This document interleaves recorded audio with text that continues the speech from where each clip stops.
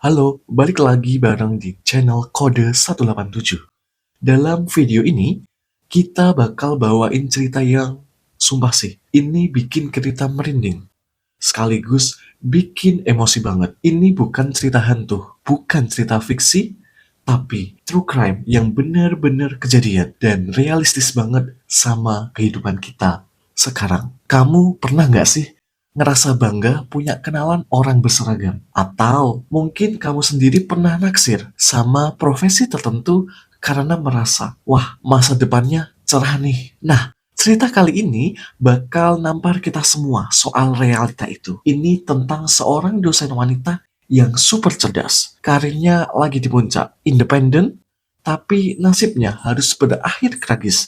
Justru di tangan orang yang harusnya melindungi masyarakat. Bener banget, pelakunya adalah oknum polisi muda. Dan yang bikin kita geleng-geleng kepala, motif dibalik semua kekejaman itu klise banget, tapi mematikan judul.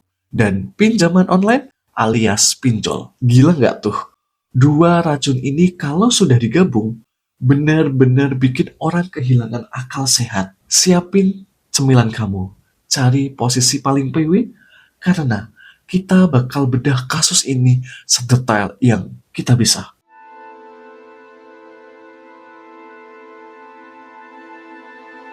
Kita kenalan dulu sama tokoh utama alias korban di cerita ini, yang bernama Mbak Erni Yuniati. Biar akrab, kita panggil aja dengan Mbak Erni. Mbak Erni bukan orang sembarangan, guys.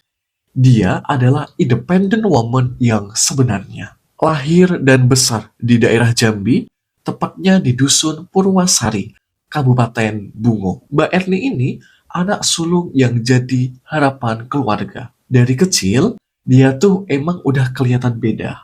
Pinter banget. Bayangin aja, dari SD sampai SMP, dia langganan juara kelas. Nggak cuma pinter di buku, pas SMA, dia juga aktif banget organisasi sampai jadi ketua OSIS. Jadi bibit-bibit pemimpinnya tuh udah ada dari dulu. Singkat cerita, dia ngejar mimpinya kuliah keperawatan S1 di daerah Padang. Terus lanjut S2 di daerah Bandung. Keren kan? Di tahun 2012, dia balik ke kampung halamannya di daerah Jambi buat mengabdi jadi dosen. Karirnya step by step, tapi pasti banget. Di tahun 2025, di usia yang ke-37 tahun, dia sudah menjadi ketua program studi di kampusnya. Di mata mahasiswa, Mbak Erni ini dosen favorit. Kamu tahu kan, tipe dosen yang gaul tapi pintar, yang cara ngajarnya enak, fresh, dan gampang dimengerti. Nah, kayak gitulah sosok Mbak Erni ini. Secara finansial, jangan ditanya. Di usia segitu dia udah mapan banget. Punya rumah sendiri di perumahan dosen. Punya mobil Honda Jazz, punya motor PCX, ibadahnya juga kenceng guys. Tahun 2024 kemarin, dia baru saja pulang ibadah haji. Jadi, secara profil, Mbak Erni ini paket lengkap. Cerdas, mapan, solehah, dan disayang banyak orang. Sekarang, kita pindah ke sisi gelapnya. Kita kenalan sama si pelaku, namanya Waldi. Masih muda banget, kelahiran 2003. Jadi, pas kejadian ini, umurnya baru sekitar 22 tahun. Beda jauh ya sama Mbak Erni yang usianya sudah 37 tahun. Si Waldi ini lulus SMA tahun 2020. Terus langsung tes polisi dan lulus. Singkat cerita, dia jadi bribda dan dinas di Polres Tebo Jambi. Awalnya, dia di Humas, terus di tahun 2025, dia pindah ke divisi propam. Kalau kamu lihat dari luar, karir dia mulus banget kan. Masih muda, sudah jadi polisi, kerja di propam pula. Tapi kayak pepatah bilang, don't judge a book by its cover. Di balik seragam coklatnya itu, kehidupan pribadi Waldi ini berantakan parah. Dia kecanduan judi online. Dan taulah, lingkaran setal judul itu pasti gandengannya sama pinjol. Gaji dia sebagai polisi muda habis cuma buat muter di meja judi. Sampai pada akhirnya, dia terlilit utang di mana-mana. Di lingkungan kontrakannya sih, dia dikenal ramah. Suka negur tetangga, tapi itu cuma topeng doang. Aslinya, dia lagi pusing 7 keliling mikirin duit buat bayar utang. Gimana ceritanya dosen sukses bisa ketemu polisi muda problematik ini? Jawabannya, media sosial. Sekitar bulan April 2025, mereka kenalan lewat Instagram. Klasik lah, dari reply story atau DM, terus lanjut ke WA. Awalnya sih asik-asik aja. Waldi yang emang pinter ngomong berhasil bikin Mbak Erni nyaman. Mereka pun mulai deket, semacam HTS lah, hubungan tanpa status gitu. Tapi, lama-kelamaan, sifat aslinya Waldi mulai kebuka. Mbak Erni mulai ngerasa ilfil. Kenapa? Karena si Waldi ini sering banget pinjem duit. Dikit-dikit, ya pinjem dulu dong, kak butuh dana nih. Mbak Erni yang cerdas mulai mencium gelagat yang gak beres. Dia curiga kalau duitnya dipakai buat judi slot atau hal-hal yang gak bener deh. Selain itu, Mbak Erni juga tahu kalau si Waldi ini ternyata playboy cap kapak. Ceweknya banyak, jadi udah mah minjem duit dulu.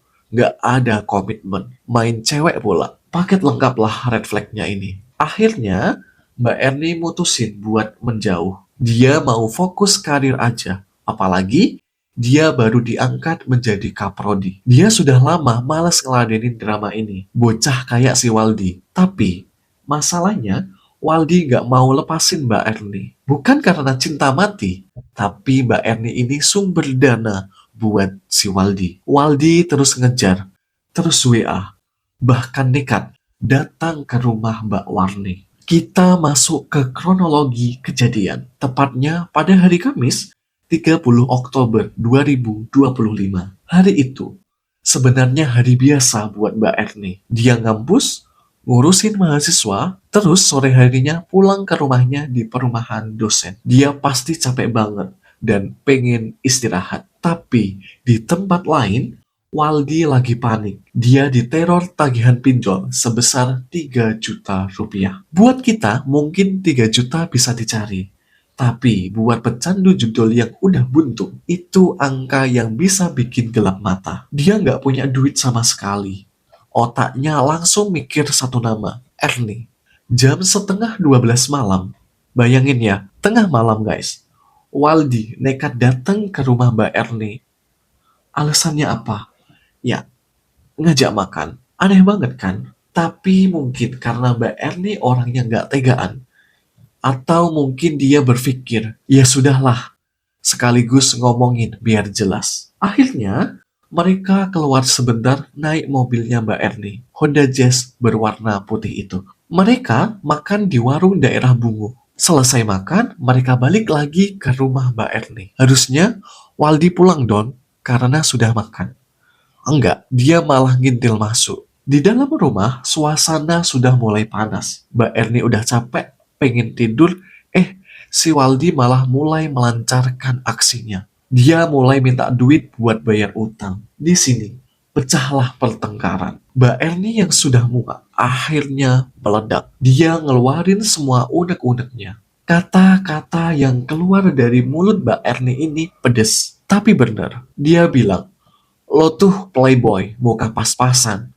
Miskin, bisanya cuma minta duit doang. Kalau lo bukan polisi, gue juga ogah sama kau. Jelek. Kata-kata itu kena banget di egonya Waldi. Dengar hinaan itu, setan di kepala Waldi langsung ambil alih. Dia emosi parah. Dia lari ke dapur, matanya ngeliat ada sapu. Dia ambil gagang sapu itu. Terus balik lagi ke kamar Mbak Erni. Tanpa basa-basi, dia langsung mendorong Mbak Erni sampai jatuh ke kasur. Mbak Erni pasti kaget banget. Nggak nyangka cowok yang dia kenal bakal main fisik. Dalam posisi terdesak itu, Waldi langsung neken leher Mbak Erni pakai gagang sapu tadi. Dicekik sekuat tenaga. Mbak Erni berontak.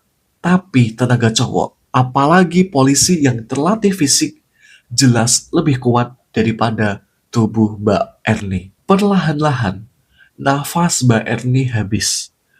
Tubuhnya lemes. Dan akhirnya, dia pergi untuk selamanya. Tapi, kegilaan Waldi belum selesai. Ini bagian yang paling bikin kita emosi.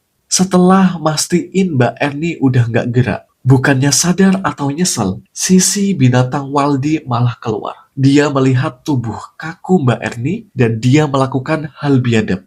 Ya, dia memperkosa jasad Mbak Erni. Sumpah, ini level sakit jiwanya udah nggak ketolong. Nekrofilia sesaat karena nafsu dan adrenalin membunuh. Setelah hasrat bejatnya tersalurkan, baru deh paniknya muncul. Mampus aku. Karir aku hancur, aku bakal dipenjara. Mungkin itu yang ada di otaknya.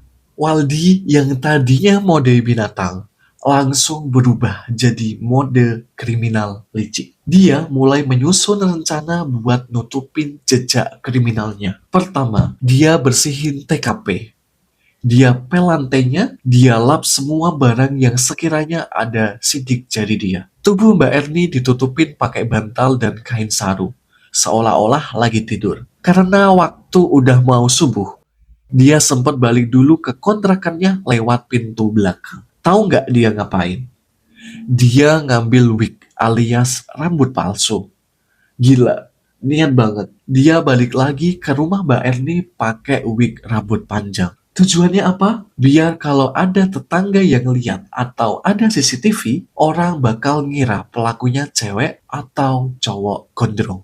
Bukan dia yang rambutnya cepak. Dengan kostum penyamaran itu, dia mulai mengacak-acak rumah Mbak Erni. Dia bikin seolah-olah ini kasus perampokan murni. Kemudian dia ambil HP iPhone 13 punya Mbak Erni, perhiasan emas, uang tunai 4 juta, sampai surat-surat kendaraan diambil semua. Terus, dia mulai mindahin kendaraan. Pertama, dia mulai bawa motor PCX Mbak Eni ini, kemudian dia parkirin jauh di parkiran RSUD Hanafi. Terus dia balik lagi jalan kaki atau naik ojek.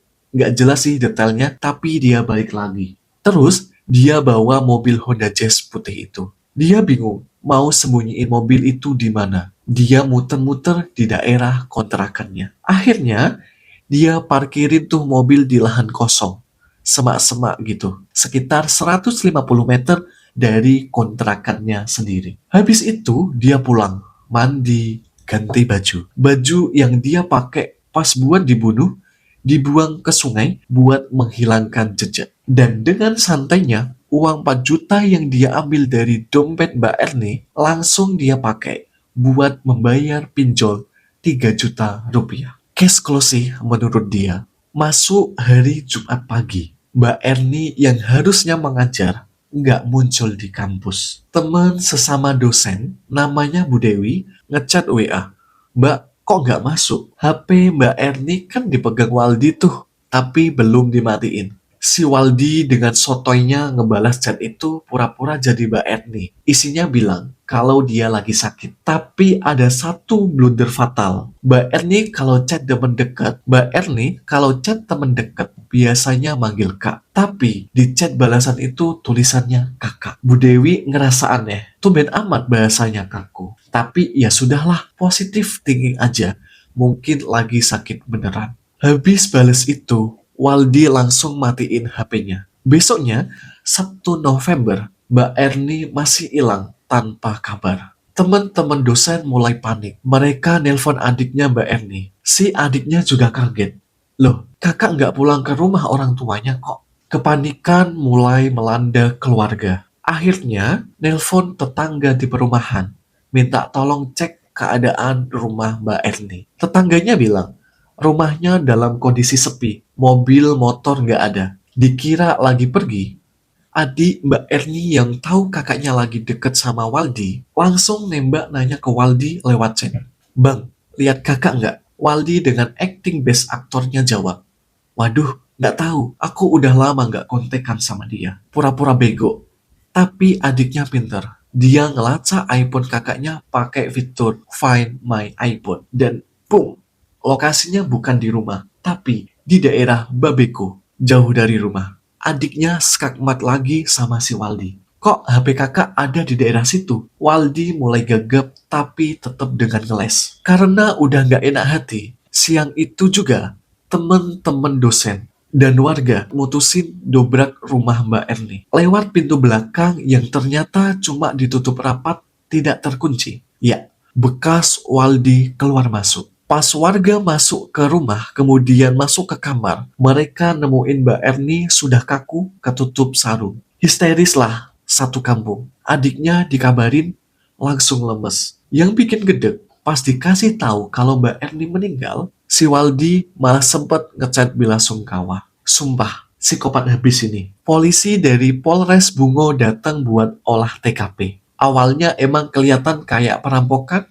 disertai pembunuhan. Tapi, polisi nemuin kejanggalan. Hasil autopsi menunjukkan ada tanda-tanda kekerasan seksual dan jeratan di leher tubuh Mbak Erni. Polisi nggak nelan mentah-mentah skenario perampokan itu. Mereka cek data BTS, tower sinyal HP, dan ketahuanlah pada jam kejadian, Kamis malam, sinyal HP Waldi dan HP Mbak Erni ada di satu titik yang sama. Ya, rumah Mbak Erni. Terus setelah itu, dua sinyal ini bergerak bareng ke arah tempat tinggal Waldi. Nggak pakai lama, tim gabungan Polres Bungo dan Polres Tebo, tempat Waldi dinas ya, langsung nyatroni kontrakan Waldi. Pas ditangkap, si Waldi masih denial. Enggak pak, saya malam itu sama pacar baru saya. Alibinya gitu. Tapi polisi lebih pintar. Mereka geledah kontrakannya. Setelah menggeledah, ditemukanlah HP iPhone milik korban yang disembunyiin di sana, plus ada chat terakhir di HP itu yang ngebantah semua omongan Waldi